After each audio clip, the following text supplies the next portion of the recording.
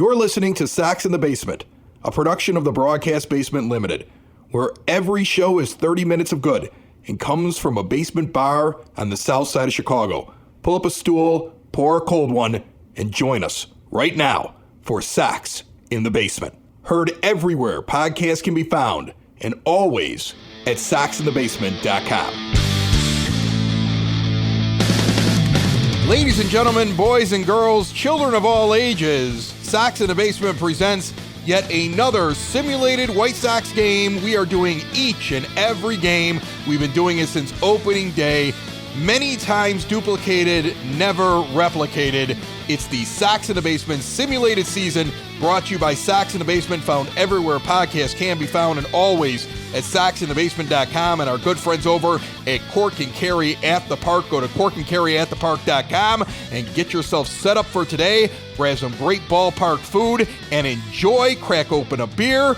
Take care of them now, because a Southside tradition that is Cork and Carry at the Park is going to be waiting for you when baseball actually returns to the south side of Chicago. Hello, my name is Chris Lanuti. The White Sox are currently 4-3, a game and a half back from the 6-2 Twins, after taking the first two series of the season 2 out of 3. They lost a heartbreaker on Thursday to the Boston Red Sox in their home opener. But remember, they lost the first game to the Indians before roaring back and taking 2 from them and winning that series. They're going to try to do the same thing, and it starts with Dylan Cease. Cease collected the first loss of the season and had a very difficult time the first time out. He'll go up against Brian Johnson, who got a win for the Red Sox when the season started off for them.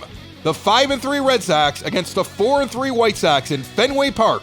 It's Saturday, April 4th, 2020, and you are listening to a White Sox simulated season brought to you by Sox in the Basement and covered afterwards in full with post-game reaction and box scores at SoxOn35th.com. Don Paul, former White Sox pitcher, will be joining us before this game is over. You will hear from him. We go out to the ballpark for Game 2 of a 3-game set in Boston. White Sox, Red Sox, next on Sox in the Basement.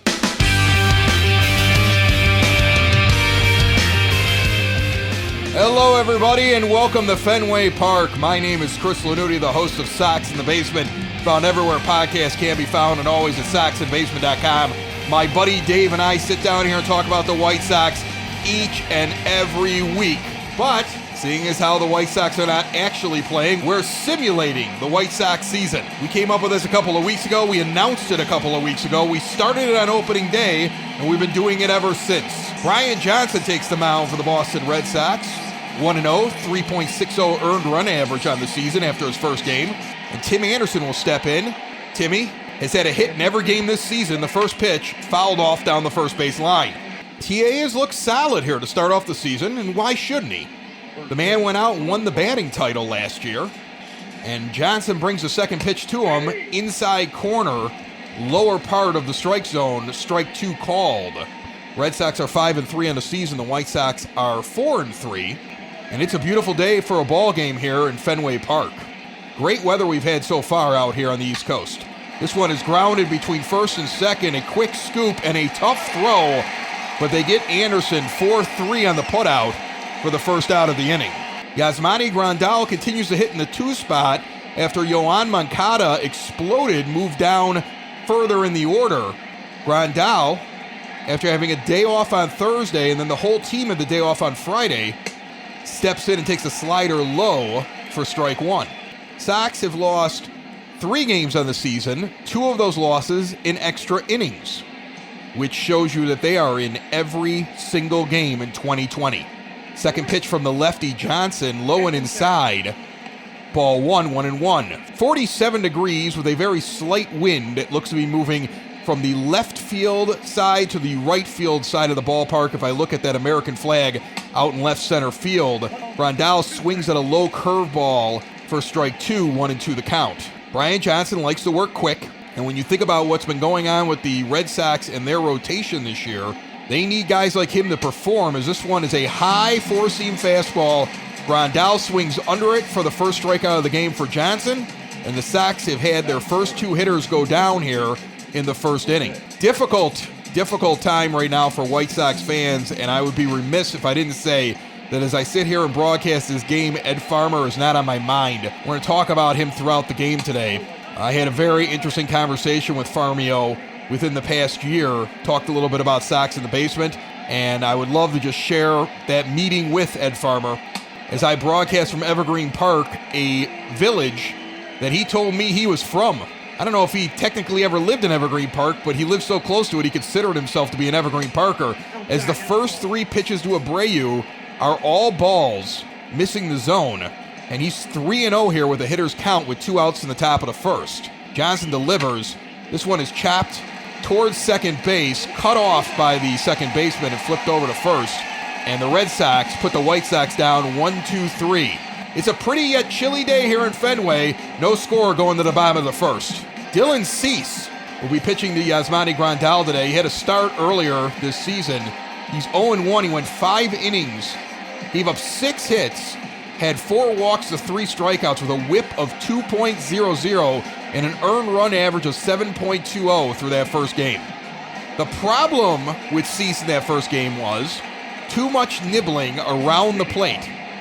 He worked way too hard and got himself into way too many bad situations. He needs to attack more and rely on the stuff that he has.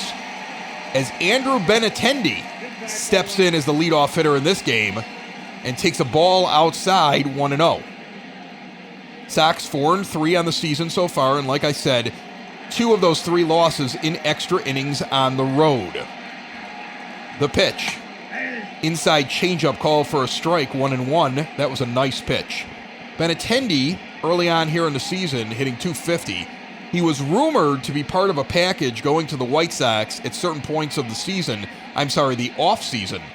But it did not materialize, and I think the White Sox are happy with what they have right now. Although he would be nice in a White Sox uniform.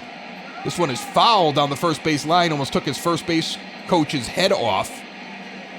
1-2 the count. Cease working quickly, the next pitch on the way. This one is skied into right field.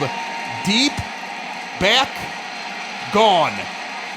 Adam Engel playing right field today for Nomar Mazara took 2 steps back and then just watched that one go over. 429 feet to the leadoff hitter Benintendi. It got out of here at 108 miles per hour. His first home run of the season, the Red Sox right away are up 1-0 on the White Sox here in Fenway Park. And that was a bomb to right field. Cameraman lost it. So you're just watching Engel. You saw him take a couple of steps and then just look up and gaze upon that ball. He pretty much is just going to turn around and continue to field his position. He didn't move very much, as that one was out of here in a hurry. And Dustin Pedroia steps up, the 2-hitter, hitting .250 with a home run and 2 RBIs early on in this season. And the Red Sox are already staked to a 1-0 lead as Cease gives up a solo bomb to the first batter he faces here in Fenway Park. We talked about Reynaldo Lopez having to look good early on, or he would lose his job to Michael Kopech. I think the same can be said for Dylan Cease. At some point, Kopech is going to come up, and when he does, you assume he's going to grab one of these starting spots in the rotation. Now, we have a few weeks until he gets here, as that is a strike. 0-1 the count. Next pitch, outside, 4-seam fastball, 97 miles an hour, called for a strike, 0-2. Pedroia has yet to swing. But I think it's going to be Lopez or Cease that could end up in the bullpen, as this one is jam shot into right field. Running backwards is Larry Garcia. He's going to make that play in shallow right field, calling off Engel for the first out of the inning. 4 unassisted. And J.D. Martinez steps in with a .915 OPS, even though he has a .235 average. With 1 out in the bottom of the first, 1-0 Boston. This one is skied out into left center field. Jimenez looks at it. It's going to go off the wall. Robert's going to play it on the Kareem, but it took a long time to get down there. Martinez on his horse to third, and he is safe on a triple that hung high off the monster on a towering fly ball, and Martinez knew just keep running and running and running. There was no way it was going to get out, but it was one of those big towering shots. Both Robert and Jimenez had to stand there and wait for it agonizingly as Martinez just ran around the bases. Robert did a good job playing that bounce and gets it in, but the runner was able to run all the way to second base before the ball hit the wall. As Xander Bogaerts comes in, Runner on third, 0-1 count, bottom of the first, 1 out. And the Red Sox up on the White Sox already, 1-0. And Cease has to make sure this isn't 2-0. Not a good start for the Rook. I call him a Rook, but in reality he played last year, so I guess he isn't a rookie. I think of him as one, though, because he still has a lot to prove. Everybody's expecting big things from Dylan Cease, but he has to go out there and prove it. 0-2 to count on Bogaerts after 2 foul balls, 1 down third base line, 1 down the first base line. This next pitch is outside slider, 85 miles an hour, taken for a ball. Mike Fillmore is your home plate umpire tonight. So far, so good. Calling a pretty good game. He's got the neck beard going. Obviously, when he's on the road, he also doesn't shave very often. That pitch is rolled over to second. They will concede the runner, Martinez, take the out at first base. 2 runs in here for the Red Sox and 2 outs. That ball was put deep into the hole in second base. Would have been a tough play to get Martinez. Instead, Leury Garcia checks home plate, realizes he can't make the play, and flips it over to first to make sure he gets the out. So 2 in here with 2 outs here in the bottom of the first inning for Dylan Cease. An inauspicious start for him as the 5th batter in the lineup comes up in Rafael Devers, hitting .294 with 4 home runs and 6 RBIs about a week into the season. The pitch from Cease on the way. Curveball, lower outside portion of the plate for strike 1. They have a shift on with Anderson on Leury Garcia's side of second base. Moncada's playing short right now. That's an outside fastball for strike 2, but look, if you're going to throw the outside fastball with that shift on, if he makes contact, that's probably getting by Moncada for a cheap hit. You have to pitch to your shift. He does this time. Inside jams him out to Luis Robert, who will make the can of corn catch. And the White Sox will end the first inning, but not before the Red Sox get 2 on 2 hits. Moncada, Jimenez, Encarnacion up in the top of the second. Yohan Moncada has batted second in the order. He didn't do very well there. He moved to the 5 spot, ripped the cover off the ball for about 3-4 days, and now stands in the 4 spot because Eloy Jimenez has been struggling. So he will hit behind Abreu here in this game.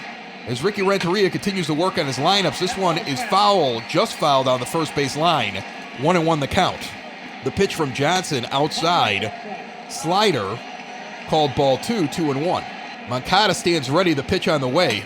High pitch, 4-seam fastball, ball 3, 3-1 the count. Folks, this game is brought to you by Cork and Carry at the Park, located over at 33rd and Princeton. But they have their food available right now on Grubhub and at corkandcarryatthepark.com. And you want to support them so that they are ready for you when baseball truly resumes here. 3-2 on a foul pitch down the line. Johnson with the full count pitches. Moncada, soft roller to third. It's going to be a difficult throw across, but they're going to get him. And he goes down 5-3 on your scorecard. 1 out here in the top of the second. Eloy Jimenez will step up.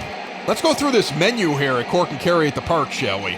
Just to give you an idea, like right now, wouldn't you like to listen to this game while you're having some cheese curds? Like a basket of them for $6 with ranch or marinara. Maybe you want the Southside Irish burger too. All that is a burger with Irish bacon, Dublin or cheddar, coleslaw with an egg on top of it. It's 10 bones. Maybe get some Southern fries for you and your friends to split up, as this one is grounded the first. Quickly over to Johnson, who's covering the bag. And there's 2 gone as Edwin Encarnacion steps up to the plate. And don't forget they got wings. They got them boneless. They got the traditional. They got your choice of sauce and dressing. And they can also put you into a wrap. I think of it as like they're putting you into a vehicle, like a used car dealership. But it's not a used car dealership. It's really, really good food over at Cork and Carry at the Park. They got a buffalo chicken wrap over there that'll blow your mind. This one is a low fastball, 2-0 the count. Remember, Grubhub or at corkandcarryatthepark.com.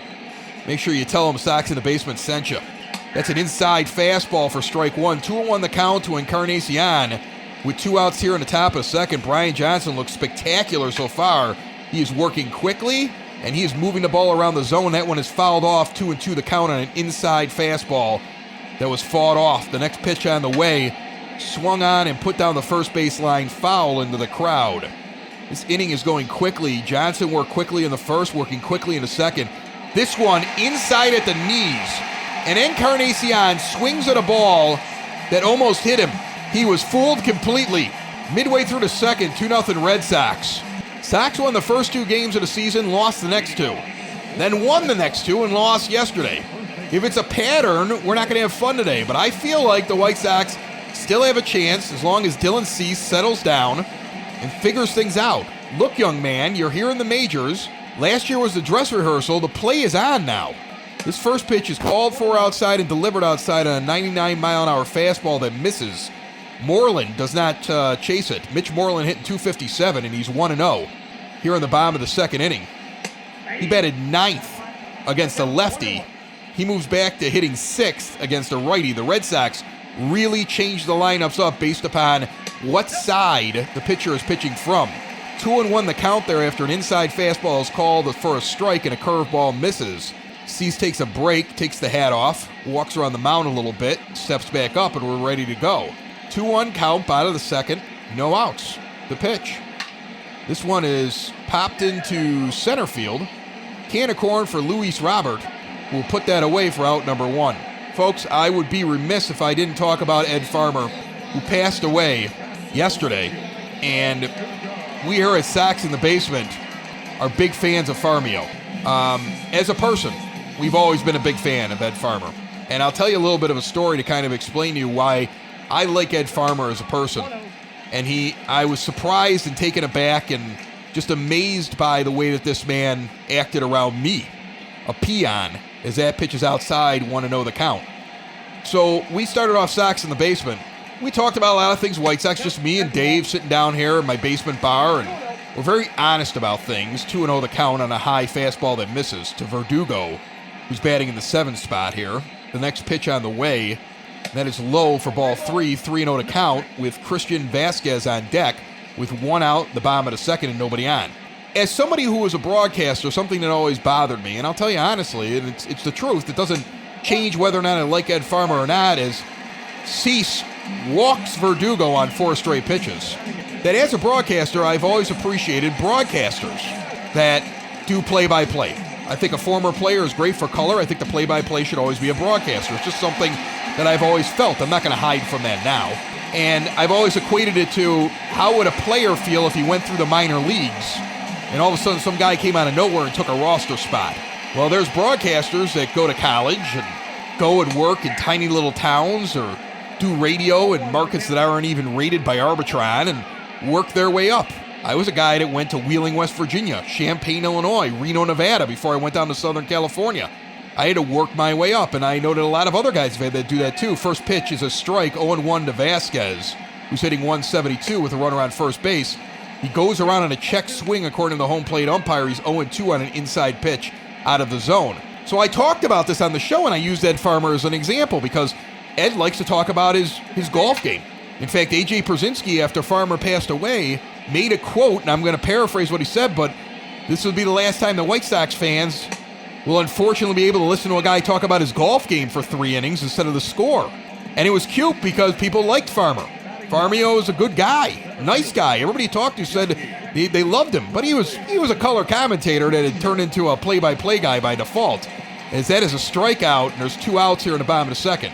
So I had given Farmio a hard time, and I had done it recently before Sox Fest in 2019, probably a week or 2 beforehand, and I'm sitting in Kitty O'Shea's at the former location as that first pitch is a ball, the next pitch by Cease.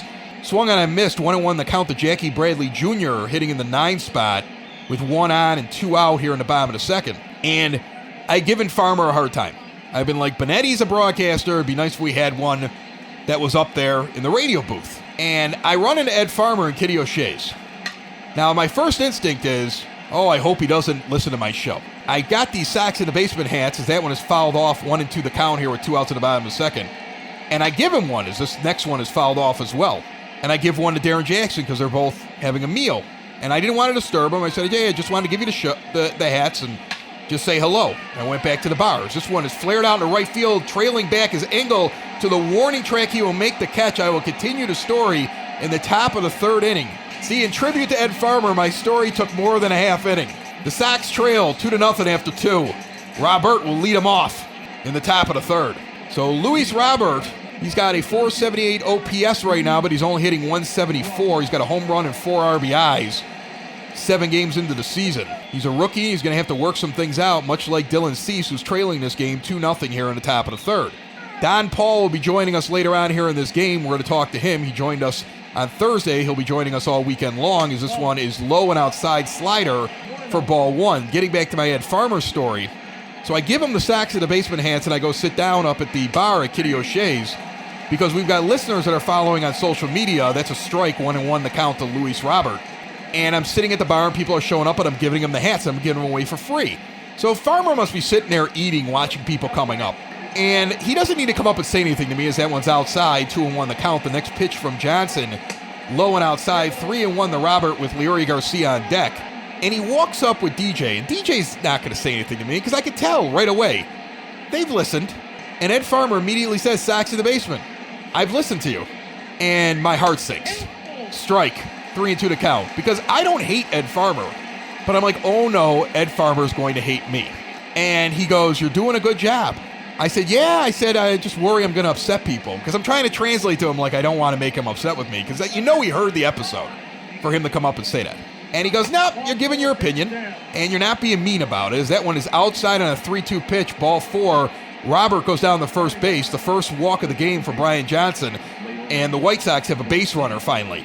And he gave me some words of encouragement, told me to keep up what I was doing, asked me a little bit about my radio career, took interest in it. We talked some baseball, told me he was from Evergreen Park when he found out that I was in Evergreen Park, told me he was from that area. He went to Rita, I went to Brother Rice. We had a big, long conversation. He didn't need to have that conversation with me, especially after I was giving him a hard time for not being a broadcaster doing play-by-play. And he knew me, and he was gracious and nice, and he didn't make me feel bad either. In fact, he encouraged me, continue to speak your mind. Do what you do. That's an 0-1 count now after a swinging strike. Robert is chased back to first base on a throw-over. 0-1 the count to Leury Garcia, batting in the 8th spot today, as Adam Engel is playing for Nomar Mazara in right field, batting 9th. This one is flared in the right field. Shallow and caught. Robert retreats back to first. There's one out here in the top of the third. So we have this very nice conversation, words of encouragement, nice man, takes a picture with me, tells Darren Jackson to get in the picture. That was funny. I was like, can I get a picture with you guys? And DJ almost backed off. And I, for no other reason, it was just me and Farmer talking. I don't think there was any problem with DJ. And he's like, no, get in the picture. And he has this big smile on his face, puts his arm around me, takes a picture. He didn't need to do any of that. As this is a base hit in a left field, they almost get Robert at second on the force because it dropped so quickly. Engel with a base knock. First and second here with one out. The White Sox have something going, so I'm going to wrap up this story with a lot of speed on the base paths for the White Sox. But the moral of the story is that Ed Farmer, knowing who I was, knowing that I had said something that somebody could take in personally, instead understood what I was doing and that it wasn't malicious. This one is flared out to deep center field. It goes back and is off the wall for TA. The runners on first and second weren't moving. Robert coming to the plate. He is safe. Engel's in the third. TA's at first. The White Sox have a run on a double off the center field wall. Robert hesitated. Engel went right away. The rookie didn't read it right. Engel was right on his back. Engel holds it third. Robert beats the throw by about 3 feet. Engel probably would have been out if he trailed him. Robert was lucky to get home. First pitch is a called strike outside to Yasmani Grandal with one out, first and third here in the top of the third, with the Sox now only trailing by 1 to Boston. The pitch, inside fastball high, 1-1. But Ed Farmer was gracious, encouraging, nice, offered to come on the show. I told him, I don't know, sometimes I feel like the White Sox don't like me because I'm not one of the corporate shows or corporate stations that they have agreements with. He said, no. They don't tell me what to do. I'm Ed Farmer. And I regret the fact we didn't get him on. I'll be honest with you. It was something that we had talked about, and sometimes things don't work out because you lose track of the other person. But Ed Farmer was a nice man. He went too soon, and he'll be missed. As this one's inside, 3-1 the count. First and third, and this game is dedicated to Farmio, Ed Farmer, who has one of the greatest calls that I've ever heard. And that's when Paul Konerko comes up, and he's filling in for John Rooney at the time. People don't realize in the 7th inning, he always did 1 inning of play-by-play while John Rooney took a break. As this one is flared out in the left field, carrying towards the wall. That is up and over by Yasmani Grandal. He hits a 3-run home run right along the line over the Green Monster. And the White Sox have stunned this Fenway Park crowd with quick offense here in the top of the third inning. Engel, Anderson, and of course Grandal all score on a ball that goes up into the seats in the first row in the Monster, about 3 seats in fair territory on the Monster next to the foul pole that barely clears the wall. And the White Sox lead 4-2 with 1 out in the top of the third. Brian Johnson had been cruising, and then he had a walk, he had a couple of hits, and it all fell apart. He had given up a run already. Grandal with the big bomb, and Abreu comes up, and he quickly is 2-0. This game is dedicated to Ed Farmer. We had one of the greatest calls that I've ever heard, and I wanted to use it, and I missed my opportunity, and I'm going to do it if the White Sox can hit another home run. When Paul Konerko comes up in the 7th inning of Game 2 of the 2005 World Series, and he hits a grand slam while the team is trailing, and he yells, "Sox lead 4-2, light it up." Hashtag light it up, folks, for Ed Farmer. That one is fouled off, 3-1 the count, the next pitch on the way. And that is a base hit in the right field for Abreu, and the White Sox hit parade continues. And the Red Sox are on their heels right now, and it's a good feeling. I'm getting tingles. I start talking about Ed Farmer in a simulated game, and the bats come alive. Thank you, Farmio. You're smiling down upon us in our simulation of MLB The Show 20. Moncada steps in, grounds this one to third, bobbled. They may not even get him. He is barely out at first base. Abreu easily advances to second. They bobbled it at third. Devers could not get his hands on the ball. He gets Moncada right before his foot hits the base. That was almost even more costly for the Red Sox. 2 outs now here in the top of the third with a runner on second for Eloy Jimenez, who has yet to hit anything except for the 4 home runs he has on the season through this season. He had a day off on Thursday, so he has played in 6 games. And like I said, 4 home runs and nothing else but. And he showed the power. He has not reached base, though, since Monday. And it is Saturday right now. He had a day off again on Thursday to clear his head, but he did come in late in the game as a pinch hitter and still ended up 0 for 2 in a game that went 12 innings. 1-1 the count, 2 outs, top of the third. Sox lead 4-2. They've already put 4 up in this inning, as this is a high fastball swung on for a strike, 1-2 the count. So rest in peace, Ed Farmer, and Sox in the Basement salutes you, as I think all White Sox fans do. This is an inside fastball for strike 3. Jimenez goes down. He has a lot to work on here early in the season. But Yasmani Grandal takes it deep. Sox lead 4-2. Light it up. Andrew Benintendi. Solo home run in the first. He's 4 for 13 on the season. That's 308 is what the average would be. As Dylan Cease delivers to him as he leads off the bottom of the third. And that's an inside fastball for strike 1, swinging. Cease has a new lease on life right now because he started off poorly, giving up 2 runs in the first inning. But now, in the bottom of the third, he's got a 2-run lead. And it's time for you to dig deep, young man, reset, and go get him. Swinging strike on a slider low in the zone, 0-2 the count here. The pitch to Benintendi from Cease. Swung on and missed. Strike 3. They're going to say it hit the dirt, so the throw goes down the first, and the drop third strike. He's easily out. And that goes down as a K for Dylan Cease, his second of the game, as Dustin Pedroia steps in. Folks, Family Waterproofing Solution is run by a veteran and his wife. Ken and Maria out of Evergreen Park have signed on with Sox in the Basement for the rest of the year. And they cover all of Chicagoland and Northwest Indiana. And even though they are paying their workers to sit at home during this delicate time and giving them health care, they are doing their estimates right now, because when boots are on the ground eventually, they are going to get over to your house and take care of your waterproofing issues, your sump pump issues, your foundation issues, and they will go on video with you and evaluate right now, and it's not hard for them to do. Details coming up here after this half inning, as Cease is 2-2 against Pedroia now, with 1 out in the bottom of the third and nobody on, 4-2 White Sox. The pitch, and that is popped in the center. No, now it's carrying back towards the wall, right at the 379 marker. Robert came in first thinking that ball was going to be shallow, so I reacted the same way. Then he runs back and sprints back to the warning track in center field right next to the 379 marker and makes that catch for out number 2. So nobody on, 2 outs to J.D. Martinez, who's 1 for 1 in this game. That ball is outside, called the ball on a borderline pitch. Dylan Cease has 42 pitches at this point with 2 outs in the bottom of the third inning. Of Grandal sets up on the outside of the plate to the right-handed hitting Martinez, but it goes way too far outside on an 84-mile-an-hour slider. 2-0 the count.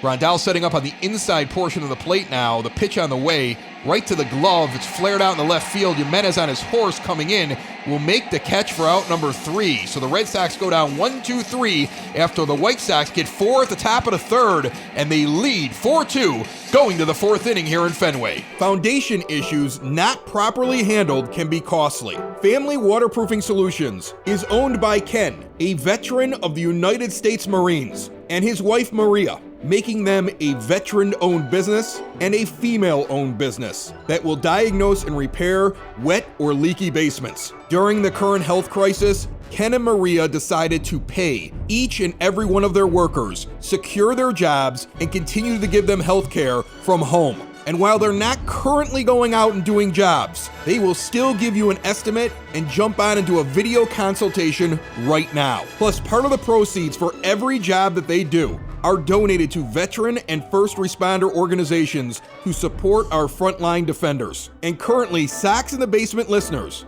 have access to special pricing when they contact Family Waterproofing Solutions now, 708-330-4466, or visit them today at FamilyBasementWaterproofing.com. We're coming to you from Fenway Park right now. It's a White Sox simulated season. We've been doing each and every game as a radio broadcast for you on demand from Sox in the Basement, found everywhere podcasts can be found, and always at SoxInTheBasement.com, which means if you miss a game, go back and watch. Go back and look.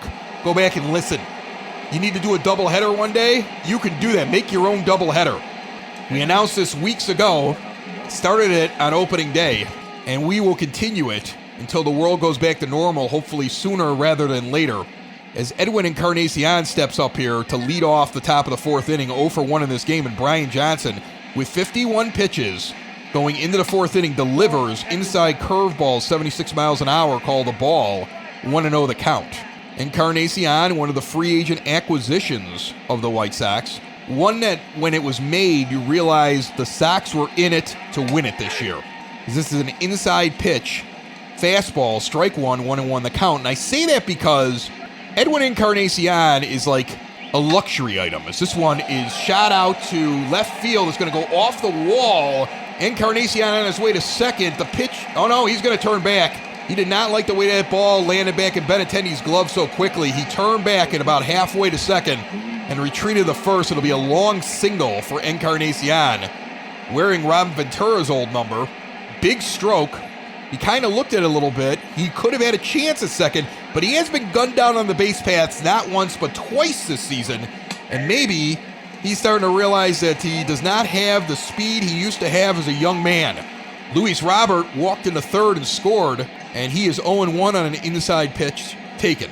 Encarnacion with a slight lead at first, the pitch on the way, low and outside, ball one, 1-1 the count. Robert was 0 for 4 with a strikeout in the last game, but like I said, walked and scored a couple of feet early before the ball got there. A couple seconds on a play at the plate. As this one is flared out in the right field for a base hit, Encarnacion will advance, and Robert picks up a hit. First and second with no outs, and Luis Robert looking sharp at the plate after taking a day off and then getting an entirely second day off yesterday.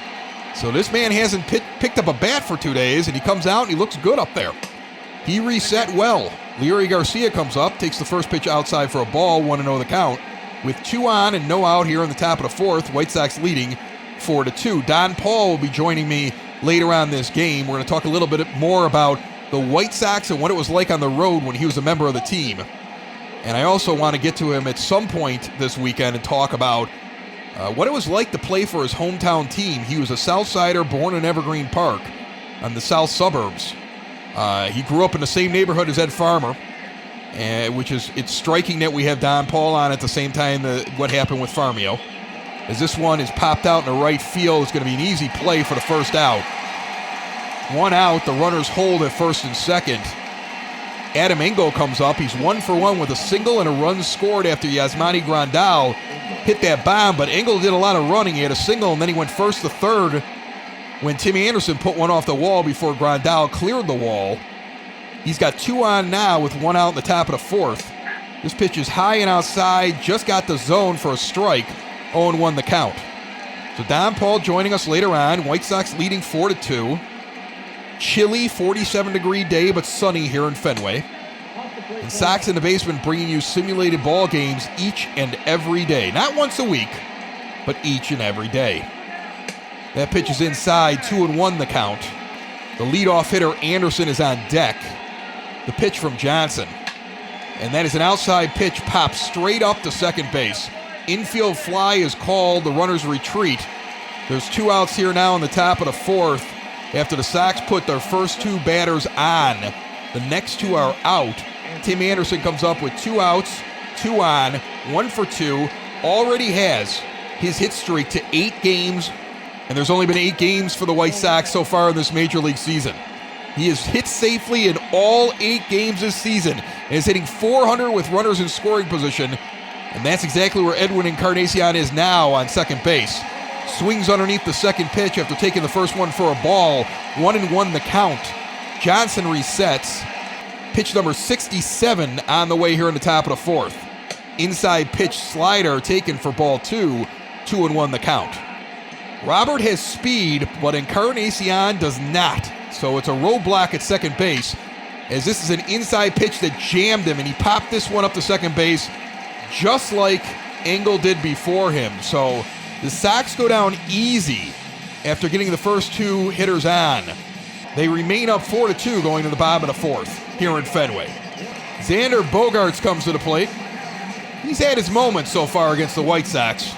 He did well for himself during that extra inning affair that opened up this series. He takes this pitch outside for a strike on the corner, 97 miles an hour below the belt.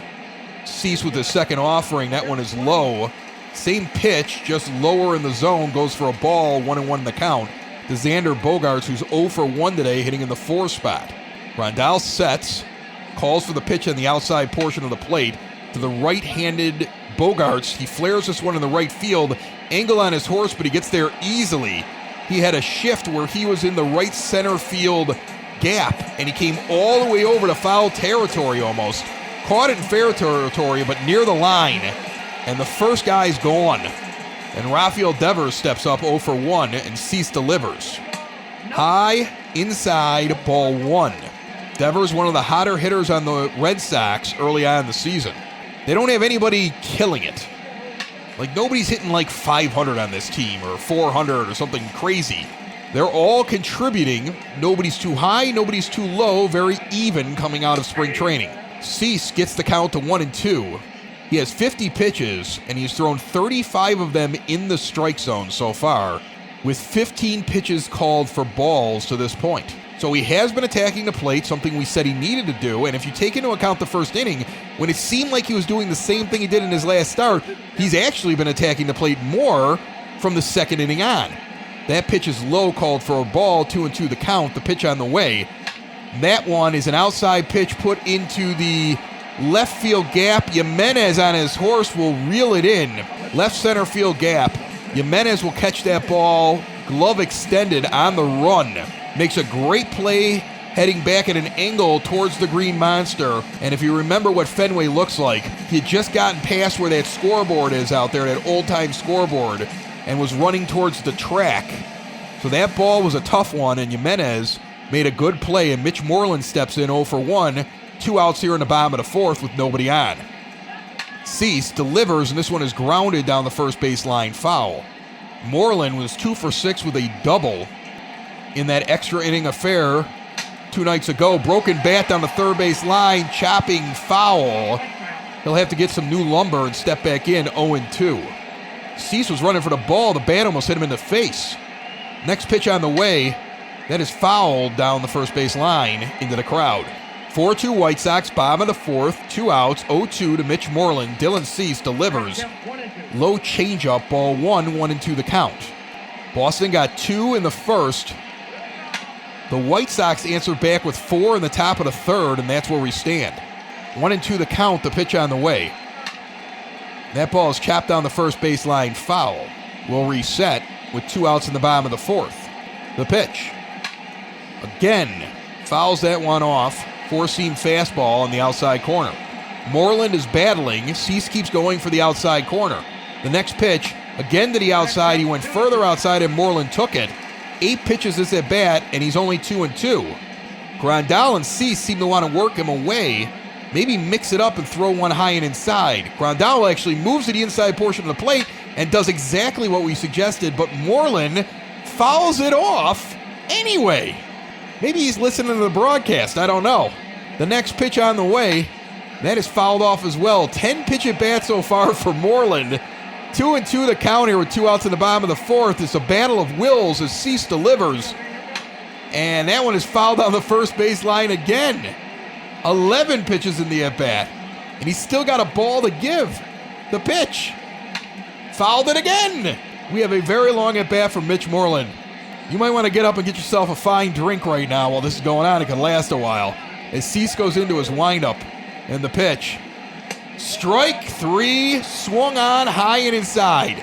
So when he went high and inside before Moreland caught up to it, he waited a few more pitches on the outside corner, came back to it, and he could not catch up to it.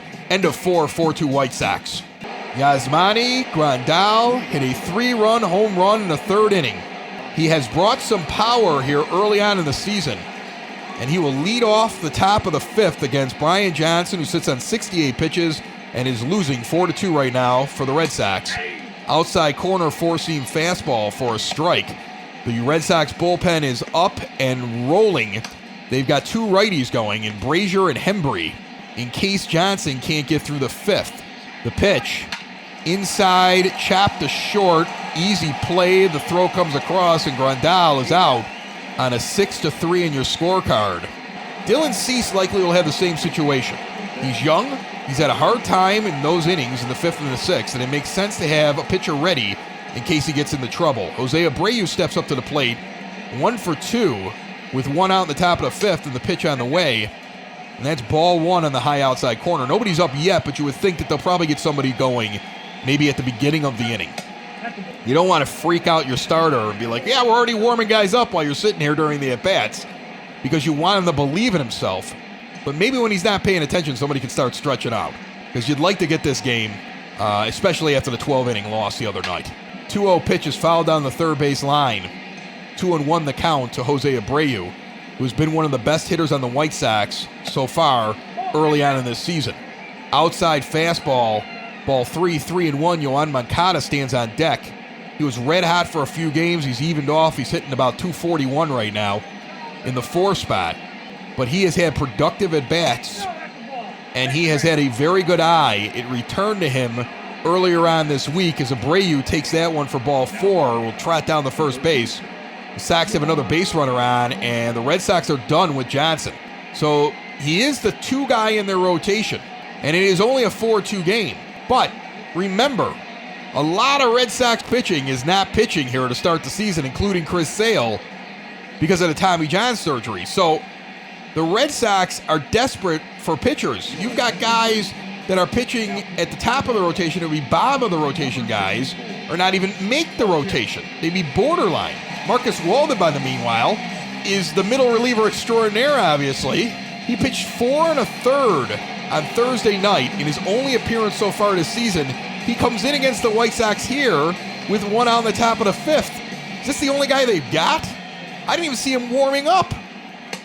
This feels glitchy. Anyway, in the last 3 games, Moncada hitting .583. I said he was hot. He's 1-0 right now to Walden. The pitch on the way. Check swing, caught the outside corner, 1-1. Moncada's 0 for 2, though, in this game. And with Walden being a righty, Moncada is on the left side of the plate. With Abreu taking a lead, the pitch. He swings and chops this one for a base hit in the right field. Abreu will hold at second. Sox are first and second. They've had that a few times in this game. They've capitalized, and then they've left them stranded. We'll see what happens here in the 5th with 1 out. But Moncada's on a solid infield single between the first and second baseman. It rolls in the right. And Eloy Jimenez comes up, 0 for 2, 4 for 24 in the season, hitting .167. Has moved down to the 5 spot after having a couple days off. It hasn't made a difference, as this young man is struggling in the pitch. Low slider, 1 ball, no strikes. Jimenez is going to get it together. So this is deep. This is deep. It may clear the monster. The Sox lead. 7-2. Light it up. That one's for Farmio, because I didn't get to do it on the Grandal one. Eloy Jimenez, it's his 5th home run of the season. It just happens to be his 5th hit of the season. 409 feet to left center field. Everybody stopped and just watched that one go out. Gets out of here at 111 miles per hour, according to StatCast. He admired it after he got a hold of it. And all the pitcher can do is throw his glove up in the air and wonder how a man could hit a ball that hard. That ball actually cleared the monster, folks. That was over the monster. Looking at it on the replay, he cleared the seats and put it into the parking lot. Someone's got a dent in their hood, courtesy of Eloy Jimenez. The Sox have 2 3-run home runs in this game and lead 7-2 with 1 out in the top of the 5th inning. And Edwin Encarnacion comes up, and he's 1-0. The next pitch, inside slider, swung on, 1-1 the count. So the White Sox have played long ball in this game so far and put 2 of them over the monster. One landed into the stands. The other one cleared the monster entirely and landed in the parking lot here outside of Fenway in Boston. And Marcus Walden did not get the success that he had the other night. Turns out he's not Cy Young. Couple of fouled off pitches. It's 2-2 right now to Edwin Encarnacion, who's 1 for 2. The Sox leading 7-2. The base is now clear with 1 out in the top of the 5th. And he fouls off a high inside cut fastball and will reset. Walden with the pitch. Flared out into right field. That one's going back towards the wall as well. It is caught on the warning track over the shoulder of the right fielder. The White Sox seeing the ball very, very well today off of Red Sox pitching. As that one was given a ride as well, it just did not get out.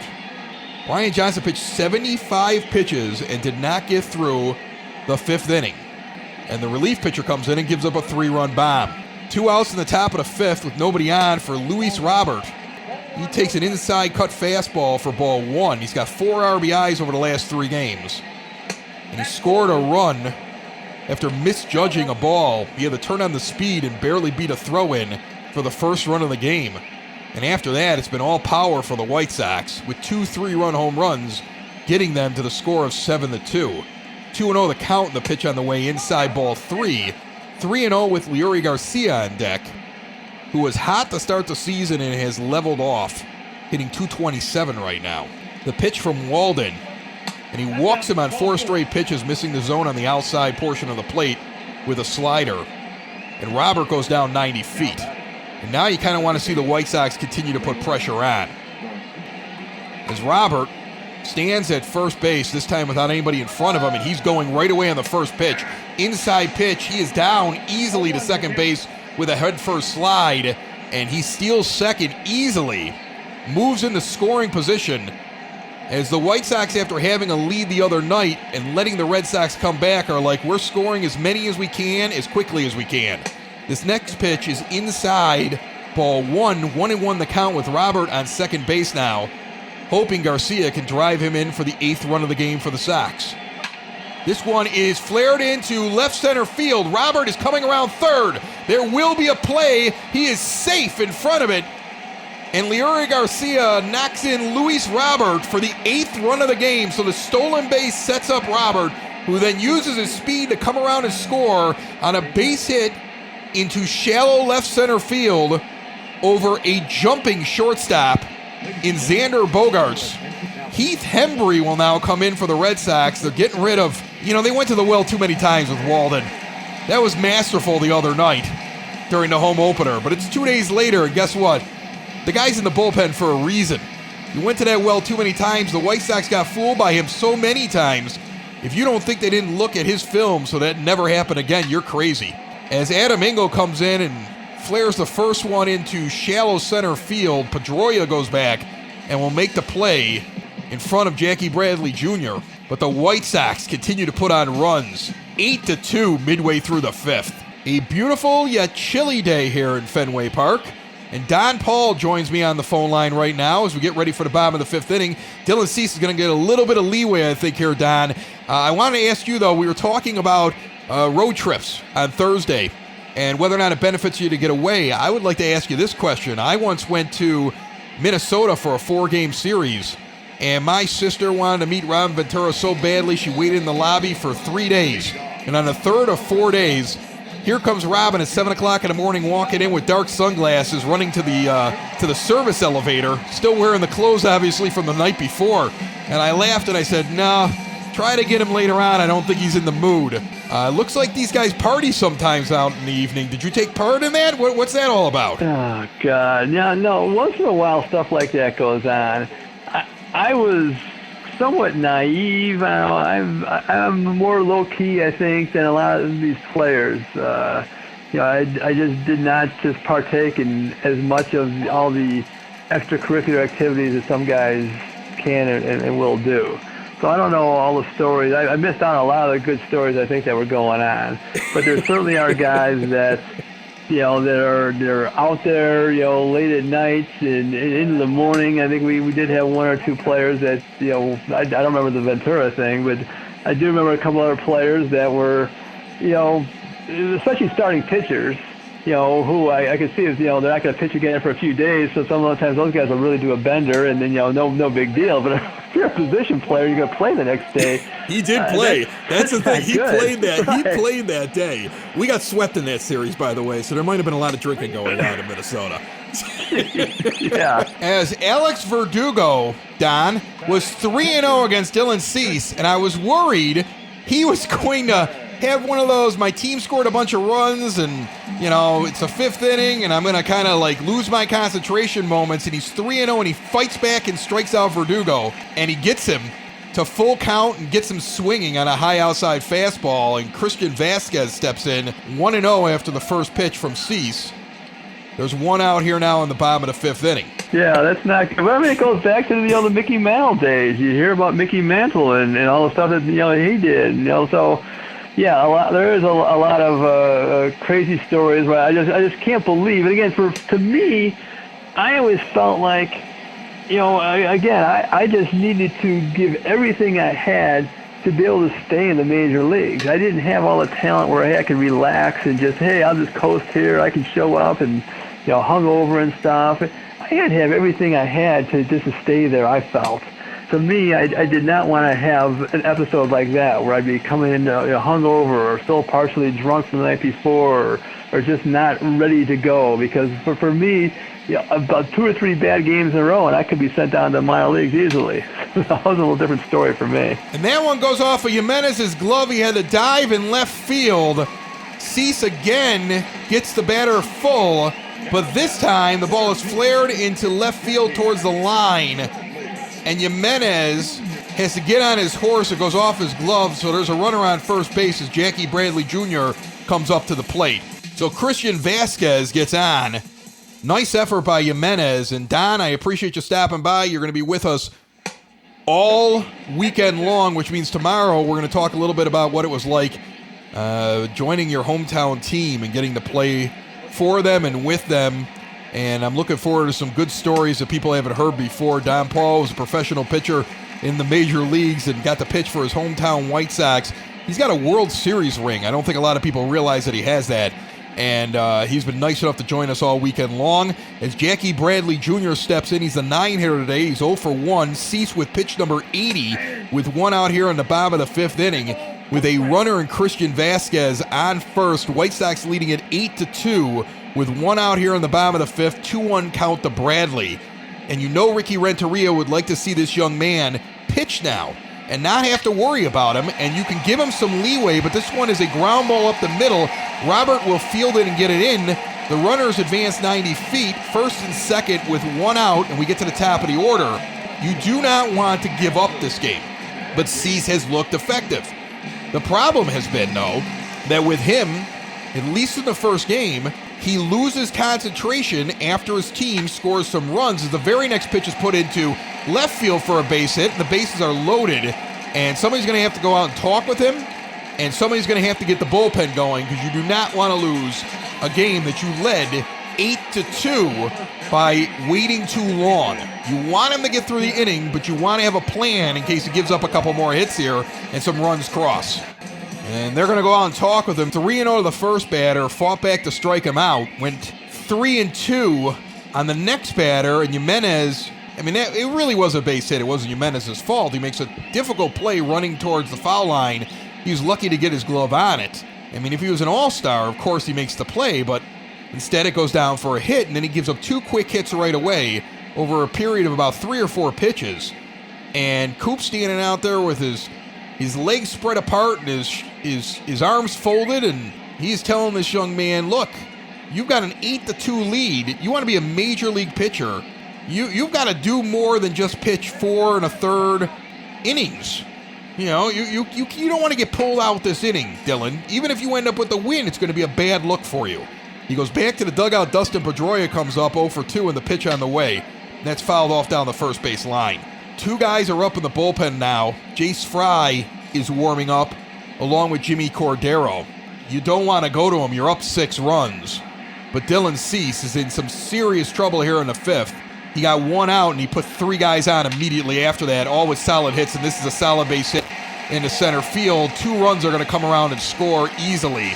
There isn't even a play there. They did end up throwing the ball after Abreu cut it off. He did go home, but runner was already sliding across home plate before the ball got there.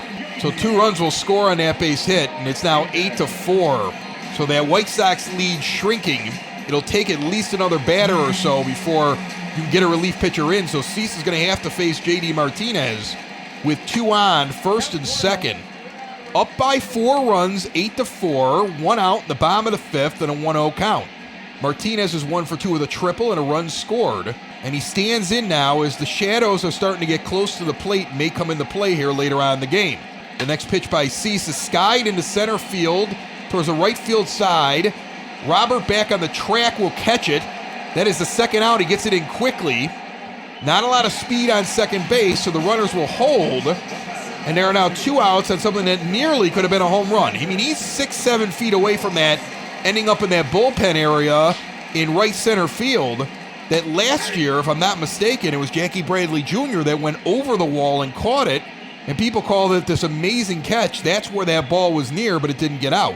First pitch to Xander Bogaerts is a strike. The next one is deep into center field. Robert, trailing back, will leap and miss the ball as it goes over his head and bounces off the center field wall.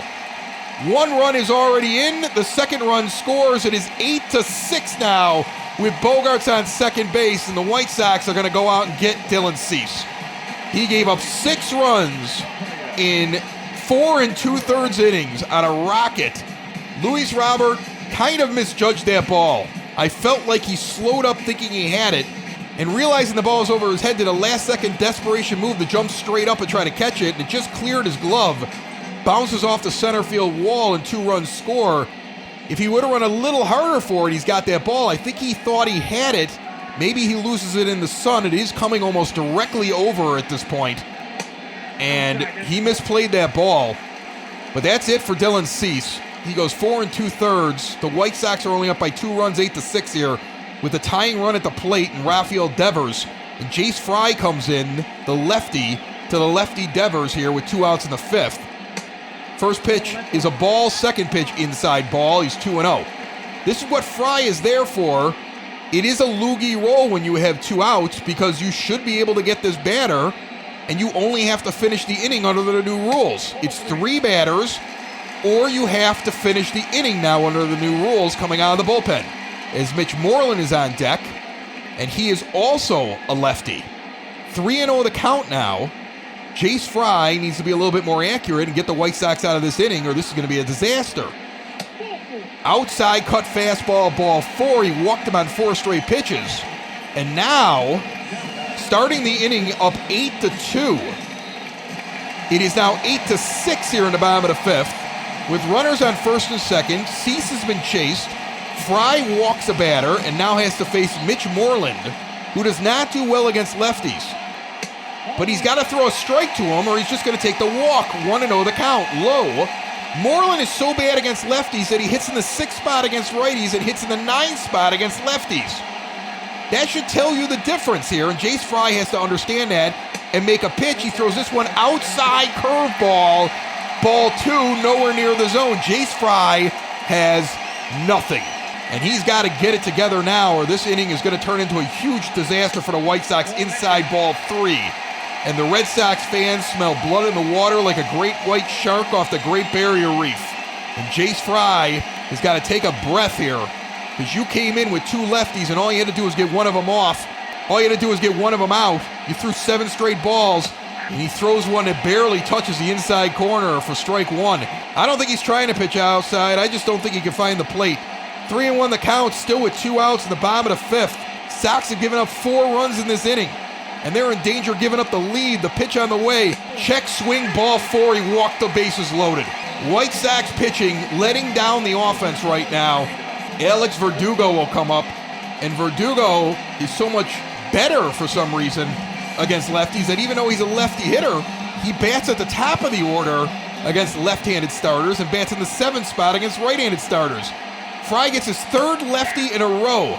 The perfect opportunity to bring in a left-handed pitcher where he has to face 3 guys. With 3 lefties coming up, he walks the first 2, throws an inside strike for strike 1 with the bases loaded and 2 out in the bottom of the 5th.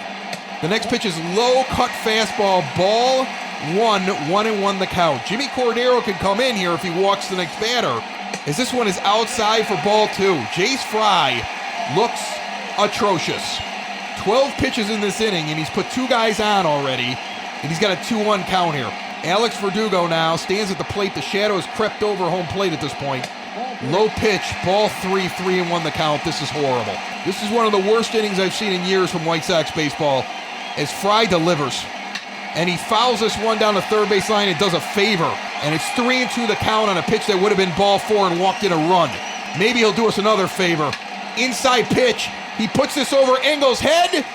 Engel runs back and makes an amazing play by the warning track. It saves Jace Fry from a disaster. The White Sox escape the 5th inning, still leading miraculously 8-6. Heath Hembree stays in the game for the Red Sox as Tim Anderson leads off the top of the 6th. The White Sox still have that 2-run lead, and they're lucky to have it, as this one is fouled off down the first base line. Anderson has 5 doubles already on the season and is carrying an 8-game hitting streak through 8 games of the 2020 season. He's 0-1 here in the top of the 6th with the pitch on the way, and that's a swinging strike and a slider in the dirt. Darwinzon Hernandez and Ryan Brazier warming up, a righty and a lefty for the Red Sox right now in the top of the 6th. White Sox had a 6-run lead. Dylan Cease unable to get through the 5th inning, and Jace Fry just scaring the bejesus out of everybody. He didn't actually let a run across, somehow. But he comes in with 1 guy on and 3 lefties coming up for a guy who made a career as a loogie to this point.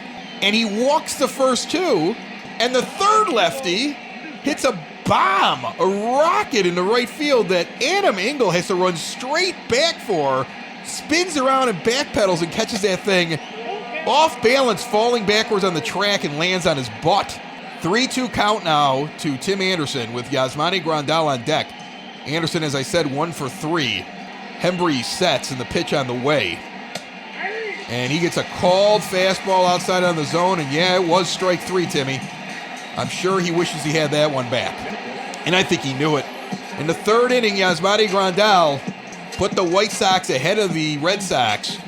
They had jumped out to a 2-0 lead, and after the Sox scored a run already in the 3rd inning, Grandal hit a 3-run home run, making it 4-2. He comes up now.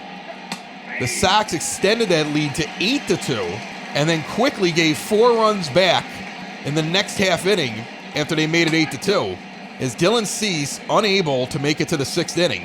And Grandal is 1-1 right now and swings for strike 2, missing on a high outside fastball, 1-2 the count.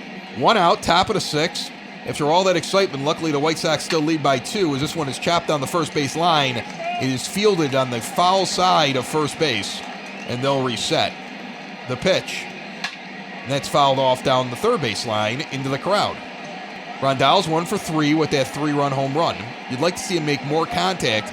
He and Jimenez have really relied on the deep ball more than they've relied on just your standard base hit to this point. 2-2 the count. He fouls this one off, and we continue the top of the 6th with 1 out. Folks, remember, inside fastball, 3-2. Remember that SoxOn35th.com is doing the post-game wrap-up for all of these broadcasts. They will provide box scores and after every series tell everybody what the stats are. It is a great partnership between two great establishments in the White Sox blog/podcast world, as this is a ground ball up the middle for a base hit for Grandal, and he is on with a single. Remember, we said a few weeks ago we were going to simulate all these games, and then we started it right on opening day, and we've done every single game so far. Sox on 35th had thought about running simulations and just doing box scores, and when we realized what they were doing and they realized what we were doing, is this one is driven deep into the left center field gap, and nobody's going to even move as that ball is jacked out of here by Jose Abreu, 441 feet, 111 mile an hour exit velocity, technically 110.5. He hits his second home run of the season, the third home run of the game for the White Sox. They get at least two of the runs back that they gave up last half inning, and this has turned into a softball game as the White Sox lead it 10-6 in the top of the sixth inning. He hit it, and nobody moved. It was one of those hits that the moment he hit it, both outfielders in left and center field just looked up and watched it go over their heads, way out to left center field, over the monster and out of the park. And Yoan Moncada comes up 1 for 3, and the Sox are back up on the board, leading 10-6 here in a slugfest. That pitch is taken for a strike on the outside corner, 0-1. So Sox on 35th combined with Sox in the Basement. I remember when we first started Sox in the Basement a couple years ago, Sox on 35th allowed us to post our podcast on their fan page on Facebook, and I've never forgotten that. Inside pitch, 1 and 2 the count. And so when it came time to try to find a partner for this, it also came time to pay back a favor. And we were happy to do it with them.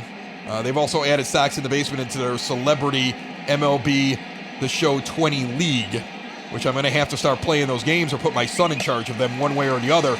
Moncada swings through a 2-2 fastball and misses for out number 2 as he goes down swinging. 2 outs down the top of the 6th, and Eloy Jimenez will come to the plate. So Sox on 35th is doing the recap. Cork and Carry at the Park is sponsoring things. Family Waterproofing Solutions is advertising with us. And Don Paul joined us on Thursday, joined us today, and will join us tomorrow as part of the broadcast. So we're having a good time. We're doing the best we can with a bad situation as Jimenez swings and misses for strike 1. Outside pitch, ball 1, 1-1 the count to Eloy Jimenez, who is 1 for 3 in this game. The next pitch on the way, outside fastball, ball 2. 2-1 the count. Heath Hembree started this inning and is trying to finish it. 2-2 the count. Hembree came in to fix things when the Sox were all over the previous relief pitcher in Walden. Then he had trouble of his own in this inning. And he's got a full count now to Eloy Jimenez with the bases loaded after giving up a 2-run bomb to Jose Abreu with 2 outs here in the top of the 6th. Jimenez trying to dig down deep and continue working on his approach at the plate, which he has to continue to work on, which is for sure. Hembree sets the pitch. Swung on and belted down the third base line, foul near the Green Monster. The next pitch. And that is an outside pitch flared down the right field line. It curves before it gets to the foul pole into foul territory. A close one, but no cigar. They'll reset. The count is full. The pitch on the way. Inside and low, ball 4. Jimenez walks. He has not had a problem getting on base. The batting average is low, but the slugging and the on-base percentage are high based upon the home runs and the walks that he's been able to draw.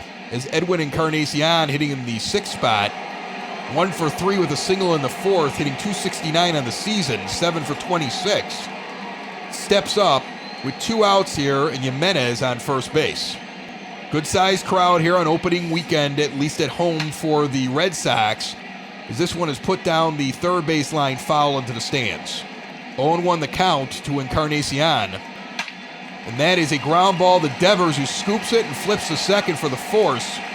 The Red Sox gave up 2 on a Jose Abreu absolute explosion at the plate that carried well out over the monster and almost hit the light tower out in left center field. The Sox lead 10-6 midway through the 6th. Jimmy Cordero comes in for already his 5th appearance of the season. In game number 8, he's got 5 1/3 innings with 8 strikeouts, 3 walks. He's given up 1 hit in that time. And the Sox have had to early on go to the bullpen. And a lot of these games have been so close, with a few guys in the bullpen having so many problems, that a guy like Cordero is getting used a lot early on. His first pitch to Christian Vasquez hits the outside corner at 97 miles an hour for strike 1. If Cordero keeps up this pace, the White Sox are going to be very excited about number 50 here and what he can do for them in the 2020 season and beyond, as the next pitch is fouled off on the inside corner, 0-2 quickly to Vasquez. Kind of tinkles this one down the first base line. He was lucky to get his bat on it. Abreu scoops it and steps on first for out number 1, and Jackie Bradley Jr. comes up with 1 out in the bottom of the 6th, 1 for 2 with a single and a run scored, and Cordero gets ready to face him. And that one is chopped foul to the backstop. Cordero sets and delivers. Inside low sinker, 98 miles per hour, 1-1. Cordero brings it. He throws the sinker up near 100. He throws the fastball up near 100. And he likes to keep the batters off balance, as this one is an 88 mile an hour changeup. His changeup is 88 miles an hour. The man throws. 1-2 the count, and the next one is chopped back, another 88 mile an hour changeup that was low in the zone, but Bradley had to swing at it. He's on his heels here, as the next one is a 96 mile an hour sinker taken. 2-2 the count. Cordero has attacked the plate early on in the season. 100 mile an hour sinker just thrown that was in the zone on the outer portion of the plate. Fouled off, 2-2 the count remains. The pitch from Cordero, this one fouled down the first base line. Foul. 2-2, bottom of the 6th, 1 out, Sox lead 10-6. Chopped foul into the camera well down the first base line. A couple of White Sox fans here in attendance amongst the Red Sox fan, as that is a ball. 3-2 the count with Andrew Benintendi on deck. There's a White Sox fan in full regalia right behind home plate amongst a bunch of Red Sox fans, and this guy has been drinking and cheering on every pitch with a backwards hat on. This one is fouled off of the inside thigh of Grandal. That stung, but he's back in there. Looks like the guy's drinking a dark beer, too. Like, you can get a Guinness here? As that one is chopped to Anderson. He bobbles and throws and cannot make the play. Tim Anderson is playing right by second base on a shift. He gets hit right to him into the shift. Easy ground ball that he has completely squared the catch. He takes the hop into the heel of the glove and bounces into his chest and rolls away. He cannot recover quick enough. So what should have been out number 2 becomes an error and a runner on first base. Cordero delivers to Benintendi inside, 99 mile an hour offering to the 2-for-3 Benintendi for ball 1 here in the bottom of the 6th inning. The pitch from Cordero, outside corner strike, 98 mile an hour offering, 1-1 the count. Not a lot of speed in Bradley. He's got moderate speed. Changeup, Benintendi went around enough for them to call that a strike. He tried to check it up.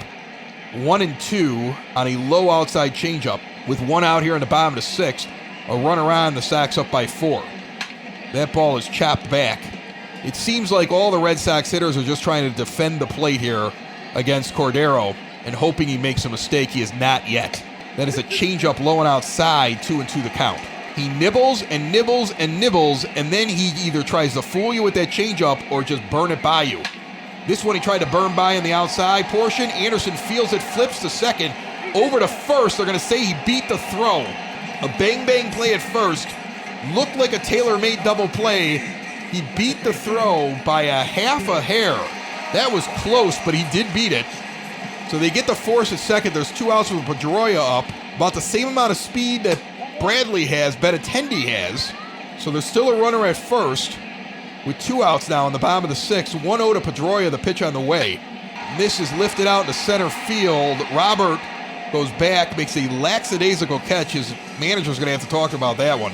He overran the ball and reached back and just kind of caught it with 1 glove out. Young man's already made a mistake out there. He's got to do a little bit better than that. Ryan Brazier is going to come in here now to pitch to the White Sox. Luis Roberts doing whatever a rookie would do. He's a little brash. He's fun to watch. He made a mistake earlier to cost the White Sox 2 runs, and he almost made another one there to end the inning. Luis Robert comes up down to the plate, hitting in the 7th spot, 1 for 1 in this game with a single. He also has a walk. He has scored. In the top of the 7th, the Sox lead 10-6. And that's an inside high fastball fouled straight back. The Yankees lead Toronto 6-3 in the 7th inning right now. Evan Marshall and Aaron Bummer warming up right now. This has a changeup on the lower outside portion of the plate. Swung on for a strike, 0-2 the count. If you're wondering why Bummer is warming up to possibly pitch in the 7th inning, after J.D. Martinez, every batter that comes up for the next 4 or 5 batters is statistically worse against left-handed arms than right-handed arms, and Cordero could conceivably go up against Martinez, and then you could flip the Bummer. On the other hand, in order to keep the gamesmanship going, Evan Marshall, the righty, is also out there with him. So it'll be interesting to see what Ricky Renteria does. 2-2 count to Luis Robert, the pitch on the way. Inside taken, ball 3, 3-2 the count. The fun thing this year has been watching how the bullpen is being utilized, as the White Sox are doing more let's win the game than let's try out players for the future. If you're not good, you are used in situations where you put the lesser pitcher in. But here in a game in which the Red Sox have shown that they can come back already, and after what they did in Game 1 of this series, 3-2 pitch, down the line, if it's fair, it's gone. That is just to the outside portion on the third base line of the pole, and they'll reset. Next pitch is flared into right center field from Robert.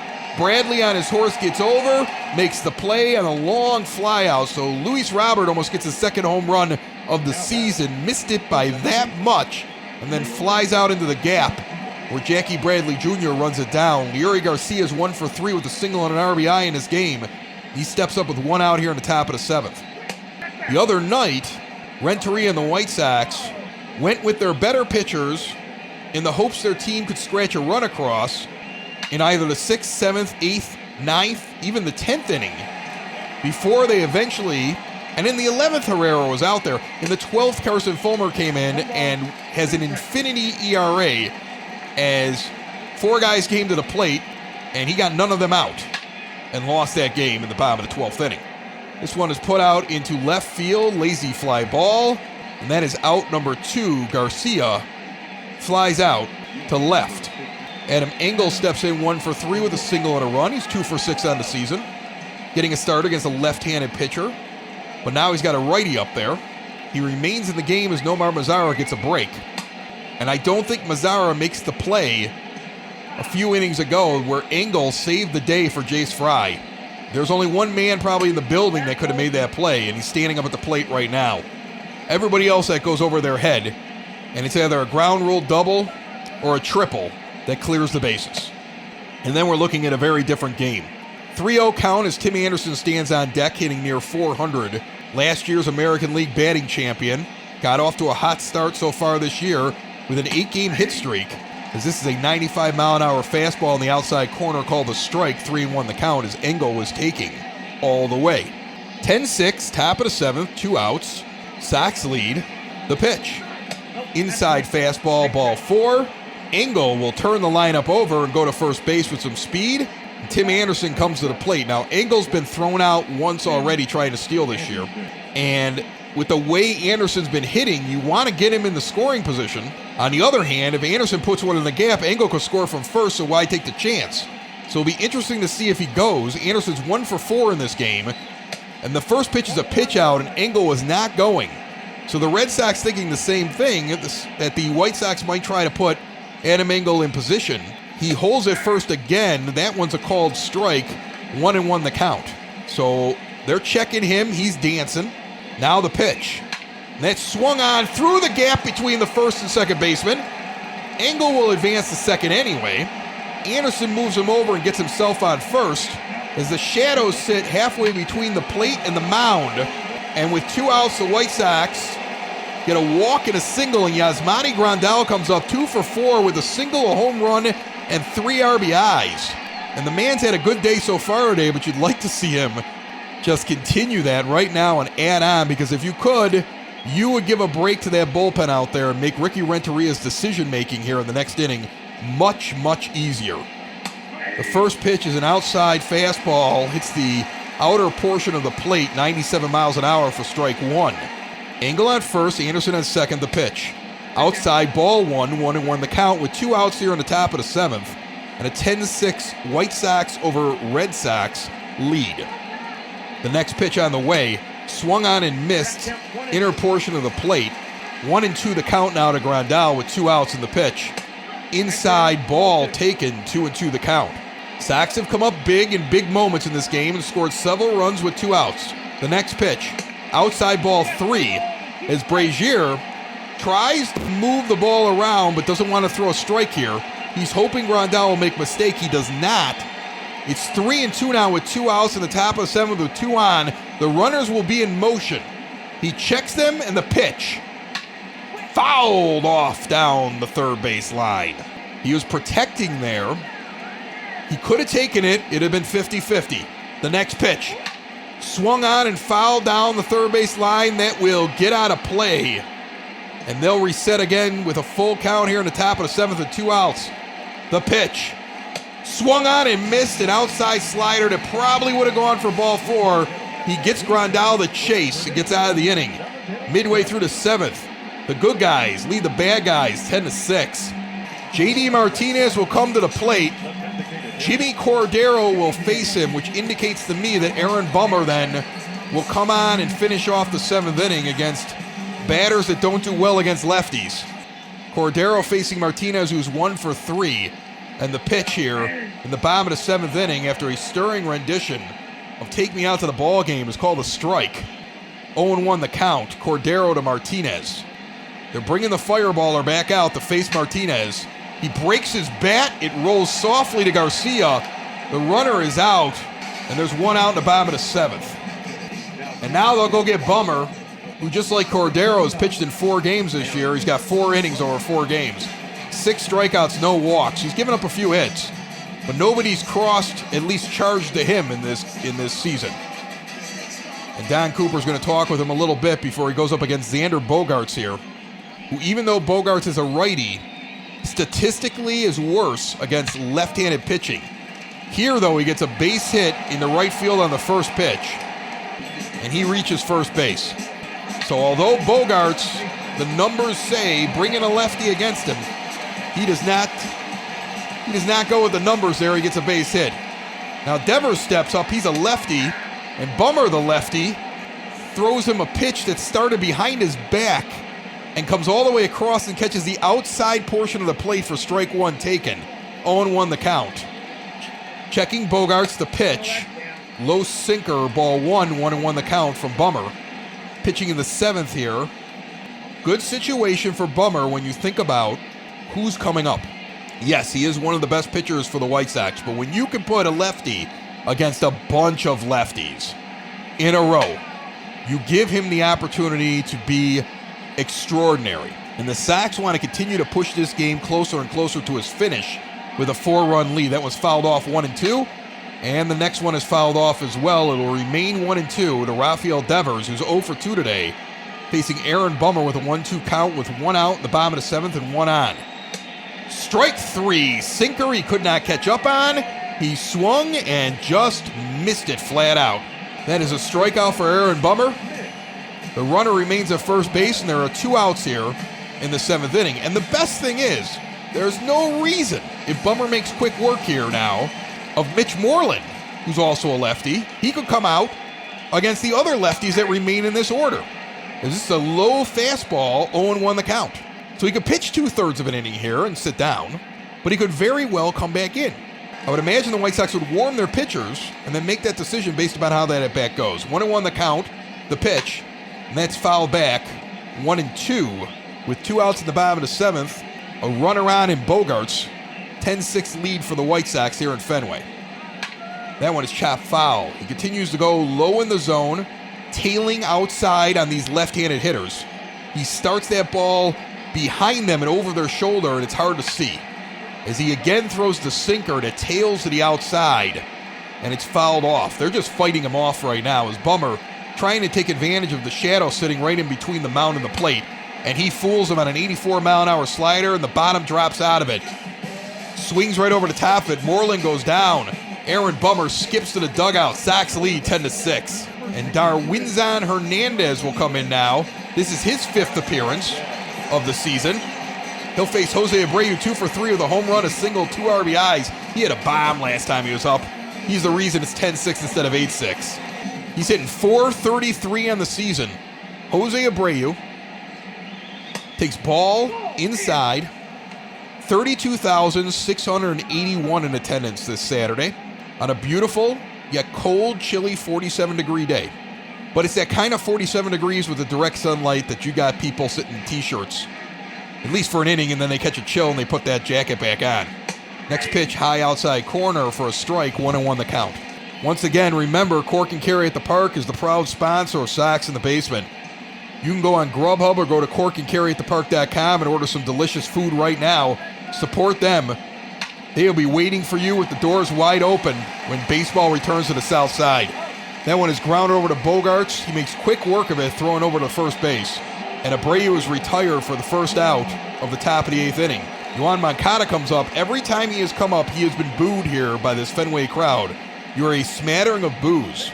Like it's his fault that the Red Sox traded him away before he became a star to get Chris Sale.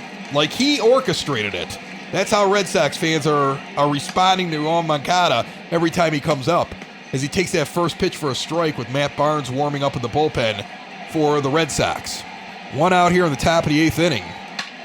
And that one is hit directly out in the right field, and it's easy pickings for Alex Verdugo as he picks that one out of the sky. And there's already 2 gone here in the top of the 8th with Eloy Jimenez, 1 for 3 coming up to the plate. It's not Moncada's fault that he was traded as a prospect for Chris Sale. It's not his fault at all. Jimenez hit a bomb earlier on in this game. The man likes to hit home runs. In fact, all 5 of his hits this season have been home runs. He may finish the season with 65 home runs and hit 180 at the pace that he's at right now. Eloy Jimenez, 1 for 3, steps up with 2 outs here in the top of the 8th and nobody on, takes a curveball low for strike 1. But I think now that Sale is getting the Tommy John surgery, Red Sox fans hate seeing Moncada, but that's not his fault. I don't know why you're booing the man. That's crazy. Next pitch taken high, but for a strike, 0-2 quickly to Jimenez. The next pitch from Hernandez, the lefty, is low and inside. Ball 1, 1-2 the count with 2 outs in the top of the 8th inning. Jimenez stands in there and chops this one foul down the third base line. He looks locked in, but is he just looking for home runs? As this one is flared to the first base side into foul territory before the foul pole. Next pitch. Swing and a miss. Outside fastball in the zone. Could not catch up to it. Jimenez goes down swinging. We go to the bottom of the 8th. White Sox still lead 10-6. Alex Verdugo steps to the plate, and Aaron Bummer says, I've only got 12 pitches under my belt. I'm going to pitch here as well. His first pitch to the lefty is fouled down the third base line. Moncada comes over and snags that one before it reached the stands. And 1 pitch, 1 out. And Christian Vasquez steps in, the first righty that Bummer has seen now in several at-bats. And he will stay in and continue to pitch here with an 86-mile-an-hour outside fastball to the number 8 hitter in the lineup. The next pitch from Bummer, inside jammed him. 0-2 quickly to count on Vasquez. Bottom of the 8th, 10-6 White Sox. Bummer comes on here after pitching 2/3 of an inning in the 7th inning. Comes out and gets the first out on 1 pitch in the 8th and remains in. 0-2 count to Vasquez here. He throws one inside on his laces. He doesn't go for it. That's a ball, 1-2 the count. Aaron Bummer can pitch you if you're a lefty or if you're a righty. And he did not have to use a lot of pitches to this point, so why not? This one is low, 94-mile-an-hour fastball, 2-2. The pitch. Swung on and missed. Cut fastball for strike 3. So Bummer strikes out Vasquez. And Jackie Bradley Jr. will come up against Aaron Bummer. Bradley Jr. doesn't even get in the starting lineup right now for the Red Sox against lefties. He's got to stand in there against one of the best lefties in baseball in Aaron Bummer, and he fouls his first one off. And this is why it made sense to let Cordero pitch to the first batter of the 7th inning in J.D. Martinez, and then let Bummer try to do what he's doing right now, and that is make a run through a mostly left-handed lineup that was set up to go after Cease. And now with a 10-6 lead, you can go to Bummer and see what he can do. 1-1 the count here with 2 outs in the bottom of the 8th. And that one is fouled off, and it's quickly 1-2. Bummer will every once in a while go inside on these lefties, but he loves to do that sweeping motion over their shoulder where they can't see it and try to cut across the plate. He does it right there. He took strike 3, a slider low and outside, clearly in the zone. And Bummer strikes out Bradley after a 10-6 White Sox. Brandon Workman comes in to work the 9th inning, the top of the 9th. He 3 saves and 3 opportunities, but he's not getting a save right now because his team's down 10-6 here in the top of the 9th with Edwin Encarnacion up. Meanwhile, Alex Colome and Evan Marshall up in the bullpen for the White Sox with a 4-run lead. As this first pitch here is skied into right field, it will hang up there long enough for Verdugo. And 1 pitch, 1 out to Edwin Encarnacion. And Luis Robert with the dirty jersey, the misplayed ball in center, but the runs scored and the good work at the plate. He's had an up and down game. Stands in there 1-2 with a walk. Takes the first pitch strike on the lower outside portion of the plate. 10-6 lead, top of the 9th. 0-1 count, pitch on the way. Outside taken, 1-1 the count. It is not a save situation for Colome. And Bummer has already gone 1 2/3 innings. With the top of the order coming up, it doesn't make a lot of sense to bring in Bummer. 1-2 now on that pitch, the next pitch on the way. Low, 2-2 the count on a knuckle curve thrown by Workman. He will work that in there. The next pitch to Robert. He chops this one down the first base line. It is bobbled and knocked down. Close play at first base. Quickly got the ball dished over from his butt. Sitting on his rear end, the first baseman is able to dish that ball to Workman coming over to first base, and they beat Robert by a hair. He is out on the 3-1 putout. And Leury Garcia comes up here now with 2 outs in the top of the 9th inning. Crazy play, didn't go the White Sox way, but that's okay. They're up by 4, and the first pitch is fouled off down the third base line. So now the question is, since it's not a save situation, do you even go to Colome? Yeah, he's going to work out in there. He's going to throw the ball around. But do you bring him in? Or do you go with Evan Marshall? Or do you stick with Aaron Bummer? These are the choices right now that Ricky Renteria is faced with. As this one is swung on and missed, 1-2 the count. So it was a strike, it was a ball, it was a strike again on a swinging strike. 1 for 4, Leury Garcia steps in there with 2 outs in the top of the 9th, and the base is empty. Inside pitch, knuckle curve, 81 miles an hour, taken for a ball, 2-2 the count. The pitch from Workman, and he did not get a good handle on it. Pops that up to Bogarts, and the Sox go down 1-2-3. So the Red Sox closer does his job holding the White Sox, but the Sox lead by 4 going into the bottom of the 9th. Andrew Benintendi's a lefty and is leading off, so Aaron Bummer will at least face him now. He must have told Ricky Renteria he was good to go. He pitched 2/3 of an inning in the 7th, pitched all of the 8th. He only has 23 pitches thrown at this point, and he wants Benintendi at least to start off the 9th inning with a 4-run lead. First pitch a strike, next one close, but a ball taken. That was borderline. Next pitch, low sinker for ball 2. He's right on the corner. He's just not getting the call. His Bummer delivers. Outside cut fastball called a strike, 2-2 to Benintendi, who habitually is not as good against lefties as he is righties. The next pitch, that one is popped into left field. Jimenez back will catch that one easy. And the first out of the 9th inning is recorded. And at this point, Ricky Renteria will go out to the mound and get Bummer and bring in a right-handed pitcher to try to finish this out. He's not going to go to his closer just yet, as Colome plays toss out there. Evan Marshall comes in. He's got a 4-run lead. He's pitched 2 games, 3 innings overall. He has not let a run cross the plate that was charged to him, and he will pitch here. And that is an outside changeup 87 miles an hour to Dustin Pedroia, who's 1 for 4 for ball 1 here with a 4-run lead in the ninth. Your closer is ready if you get into trouble. You would prefer not to use him, as this one is skied down the third base line and foul, 1-1 the count to Pedroia. JD Martinez sits on deck. Next pitch swung on and missed, 1-2 the count. You don't want to go to your closer all the time. You'll wear him out. You have a 4-run lead. Yes, the Red Sox have shown the propensity to come back in games against you so far this weekend. But you can't panic.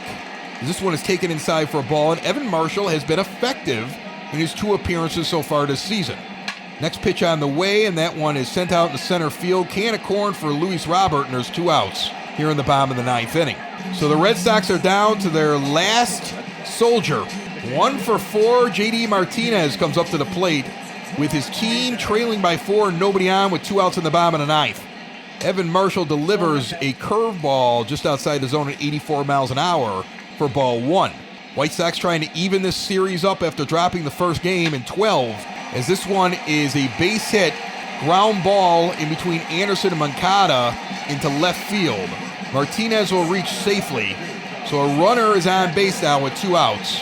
And Xander Bogaerts comes up, who's 2 for 4 with a double, a single, and 3 RBIs. The good news is, if he hits a home run here, they're still down by 2. And so a guy like Evan Marshall has to sit there and think to himself, yeah, that's fine. But if the 3-hitter, the 4-hitter, and the 5-hitter all do damage, I'm going to work my way into the bottom of that order before they can actually come back into this game. So take them one at a time and pitch.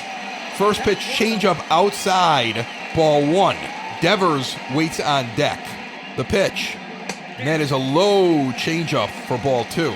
Devers waits on deck. I guarantee that if he gets through Devers and the next guy comes up, you'll see Alex Colome up here. It's the line shot to Abreu, who picks it out of the air. That one was headed for extra bases down the first base line, but Abreu snags it, and that is an out. And the White Sox even up the series, 10-6 over the Red Sox here on Saturday. A big offensive game for the White Sox. Dylan Cease looked good early and then started to crumble. The bullpen had to come in and lock it down. Jace Fry almost blew the entire thing. And what's crazy is, I believe Fry will end up with the win here, even though all he did was basically load the bases and rely on Adam Engel to make an insane play out in right field to stop the Red Sox from either tying or taking the lead. But in the end, the Sox hold on to win this game 10-6 on 12 hits. White Sox had 1 error in this game charged to them. And Boston, they get 6 runs on 9 hits. Jace Fry is the winner. 1/3 of an inning pitched with 2 walks and saved by Adam Engel. And that's the way that baseball awards wins. There's a reason why the whip is worth more than the win. I've always said that, and there's a reason for that. Brian Johnson takes a loss. 4 1/3 innings pitched. 6 hits, 3 strikeouts, 5 earned runs, 2 walks. Jose Abreu is a player of the game, 2 for 4 with a home run, 2 RBIs. Yasmani Grandal, 2 for 5 with a home run, 3 RBIs and 2 runs scored. Eloy Jimenez, 1 for 4 with a bomb. It was a 3-run home run. And Luis Robert, 1 for 3 with 2 runs scored and a dirty jersey. That man played his butt off even when he made a mistake out there in center field midway through the game that cost the White Sox 2 runs. In the end, take the score out of it. The White Sox win the game. They improve to 5-3 and go for their 3rd series win tomorrow here in Boston. Thank you very much for listening to a White Sox simulated game. We are simulating each and every game of the 2020 season for you. Brought to you by Cork and Carry at the Park and covered by SoxOn35th.com. Go there, get the box score, check out anything that you might have missed, or if you want clarification on something, remember you can listen to us each and every day right here at Sox in the Basement. We are found everywhere podcasts can be found, and always at SoxInTheBasement.com. Bye-bye, everybody. Sox in the Basement. Sox in the Basement. Sox in the Basement. Sox in the Basement. Heard everywhere podcasts can be found, and always on SoxInTheBasement.com.